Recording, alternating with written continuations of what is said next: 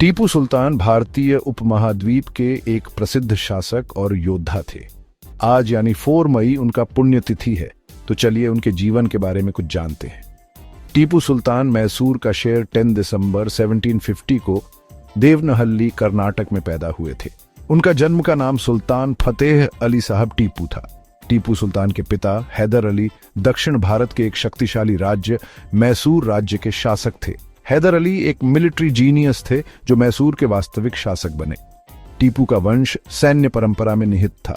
उनके दादा फतेह मोहम्मद एक सैन्य कमांडर के रूप में कार्य करते थे। छोटी उम्र से ही टीपू युद्ध और शासन की दुनिया में डूबे हुए थे। वह अक्सर अपने पिता के साथ सैन्य अभियानों में जाते थे। इन शुरुआती अनुभवों ने उन्हें सैन्य रणनीति और नेतृत्व की जटिलताओं की गहरी समझ दी। टीपू की मां फातिमा फकरी अपनी धार्मिकता और दानशीलता के लिए जानी जाती थी। उन्होंने टीपू के चरित्र को आकार देने, उनमें न्याय और करुणा की एक मजबूत भावना पैदा करने में महत्वपूर्ण भूमिका निभाई।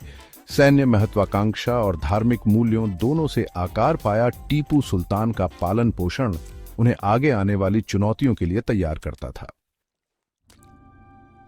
टीपू सुल्तान ने एक असाधारण शिक्षा प्राप्त की। वे फारसी, अरबी, कन्नड़ और उर्दू में धारा प्रवाह थे। उन्होंने इतिहास, गणित और इस्लामी धर्मशास्त्र जैसे विषयों का अध्ययन किया। सैन्य प्रशिक्षण उनकी शिक्षा का एक महत्वपूर्ण हिस्सा था। टीपू ने तलवारबाजी, तीरंदाजी और बंदूक चलाना सीखा। उन्होंने सैन्य रणनीति और युक्तियों में जल्दी से महारत हासिल कर ली। उन्होंने यूरोपीय सैन्य विचारकों की रचनाओं का अध्ययन किया। टीपू सुल्तान को कूटनीति और प्रशासन की कला में भी प्रशिक्षित किया गया था। उनके पिता हैदर अली एक शासक में इन कौशलों के महत्व को पहचानते थे। टीपू सुल्तान अपनी तेज बुद्धि और ज्ञान की प्यास के लिए जाने जाते थे। उन्हें नई तकनीकों में विशेष रुचि थी। ये रुचि बाद में आधुनिक हथियारों को अपनाने और नौसेना बल स्थापित करने के उनके प्रयासों में प्रकट होगी। टीपू सुल्तान की शिक्षा केवल अकादमिक नहीं थी, यह एक समग्र प्रक्रिया थी जिसका उद्देश्य उनके शारीरिक, बौद्धिक और नैतिक संकायों को विकसित करना था। अपनी किशोरावस्था के अंत तक टीपू सुल्तान पहले ही अपने पिता के साथ कई सैन्य अभियानों में भाग ले चुके थे।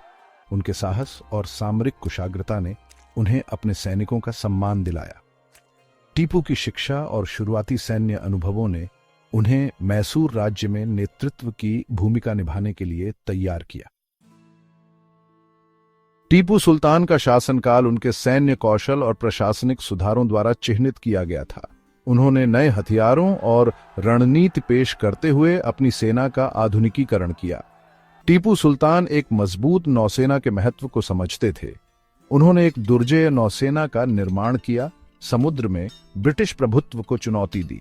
उन्होंने कृषि और व्यापार को बढ़ावा देते हुए भूमि राजस्व सुधारों को लागू किया। टीपू सुल्तान धार्मिक सहिष्णुता के प्रबल पक्षधर थे। उन्होंने मंदिरों, मस्जिदों और चर्चों को समान रूप से संरक्षण दिया। उन्होंने मैसूर को सीखने और नवाचार के केंद्र के रूप में स्थापित किया। उन्होंने एक अग्रणी रॉकेट आर्टिलरी सिस्टम सहित नई तकनीकों की शुरुआत की।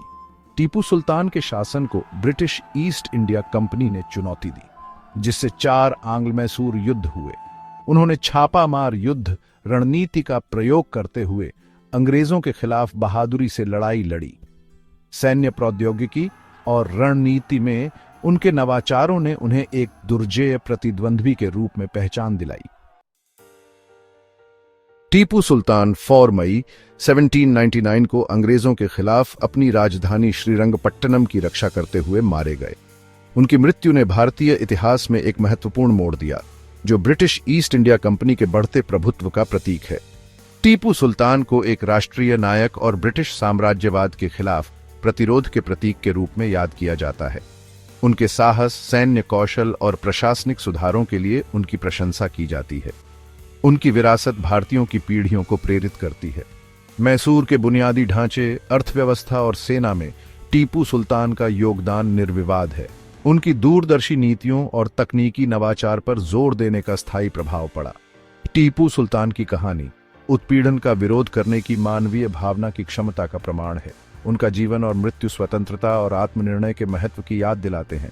हालांकि अंततः हार गए, टीपू सुल्तान का बहादुर संघर्ष भारतीय इतिहास में एक प्रतीक के रूप में उनके स्थान को मजबूत करते हुए गूंजता रहा। Thanks for watching. Please subscribe the channel.